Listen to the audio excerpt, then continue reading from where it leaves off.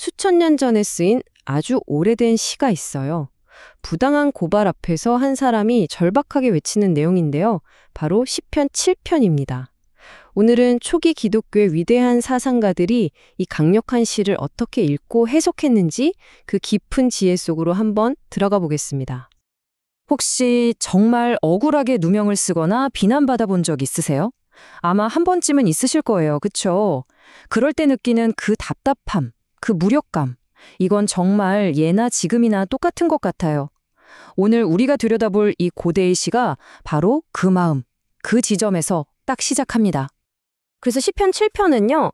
그냥 어떤 종교적인 글, 그걸 넘어서요. 진실이란 무엇인가? 공정함이란 무엇인가? 이런 아주 근본적인 질문을 던지는 시대를 초월한 문학 작품이라고 할 수 있습니다. 초기 교부들은 이걸 보면서 이건 그냥 한 사람의 기도가 아니구나. 이건 정의를 갈망하는 우리 모두의 외침이구나. 이렇게 읽어냈던 거죠. 이번 여정에 우리를 이끌어줄 가이드들이 있습니다. 바로 초기 교회의 위대한 지성들, 예를 들면 히포의 아우구스티누스나 키루스의 테오도레투스 같은 분들이에요. 이분들이야말로 이 시에 숨겨진 의미, 우리가 그냥 휙 읽고 지나가면 절대 발견 못할 그런 깊은 지혜를 찾아내줄 최고의 전문가들이라고 할 수 있죠. 자, 그럼 어떤 순서로 살펴볼지 한번 볼까요? 먼저 진실을 향한 간절한 호소에서 시작해서요. 의로운 재판관이신 하느님을 만나고 아기가 어떻게 부메랑처럼 돌아오는지, 그리고 구원의 방패는 무엇인지 알아볼 겁니다. 마지막으로는 이 모든 과정이 어떻게 감사의 판결로 끝나는지 시편 기자의 감정선을 쭉 따라가면서 교부들의 해석을 들어보겠습니다. 자, 첫 번째 이야기입니다. 진실을 향한 간절한 외침. 이 시는요, 정말 극심한 고통 속에서 막을 엽니다.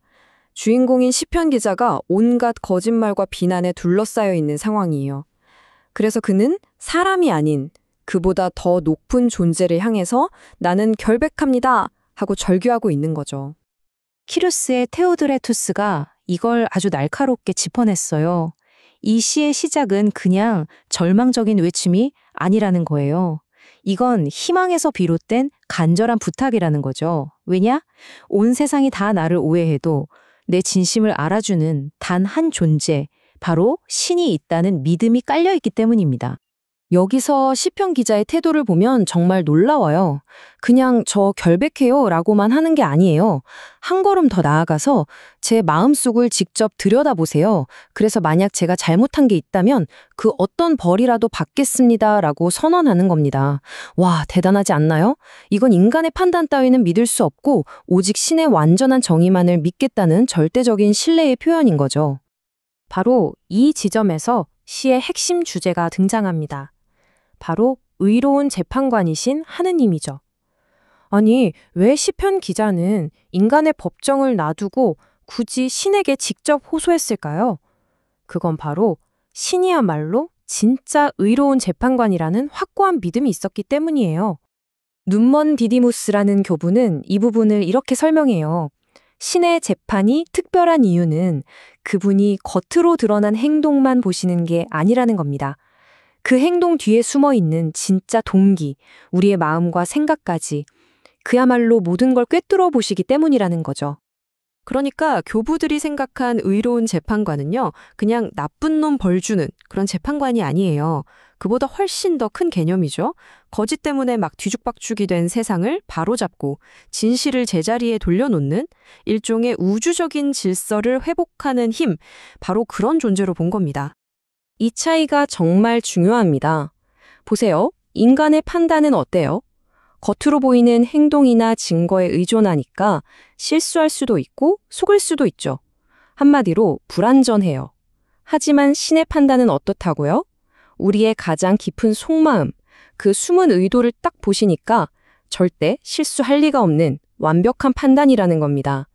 이게 바로 교부들이 발견한 핵심이었어요. 자, 그럼 악인들은 어떻게 될까요?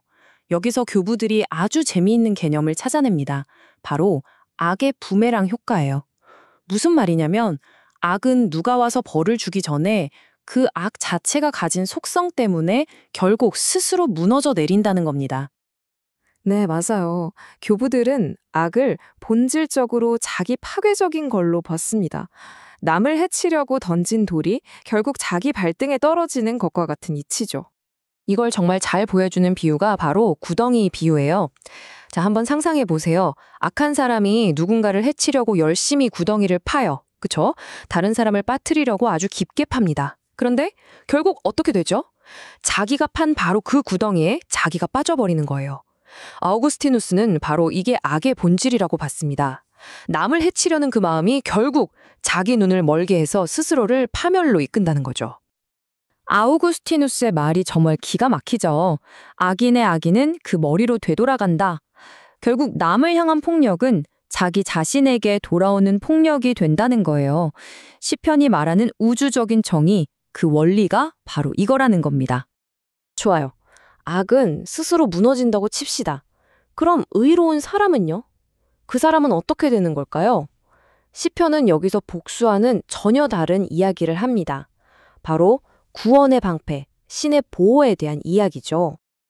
이게 진짜 중요한 포인트인데요. 정의를 향한 부르짖음에 대한 응답이 내가 너 대신 복수해줄게가 아니라는 거예요.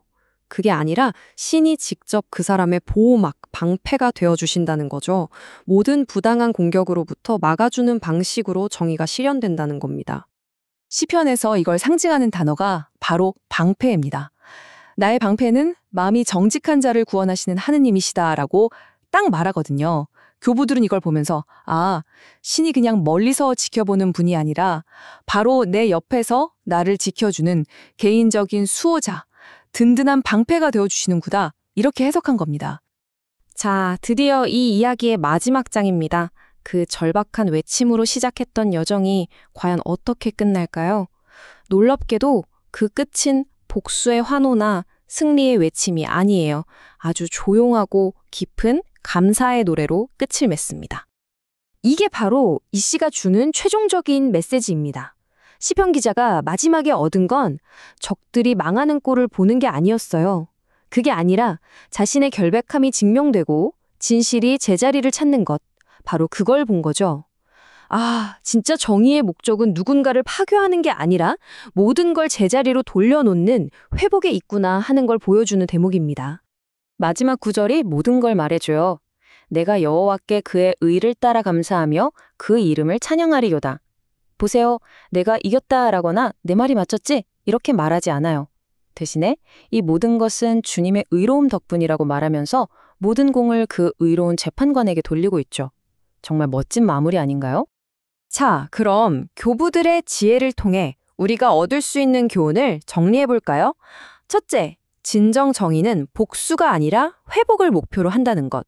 둘째, 믿음이란 건 지금 당장은 억울해도 결국엔 이 회복이 이루어질 거라고 믿는 마음이라는 것.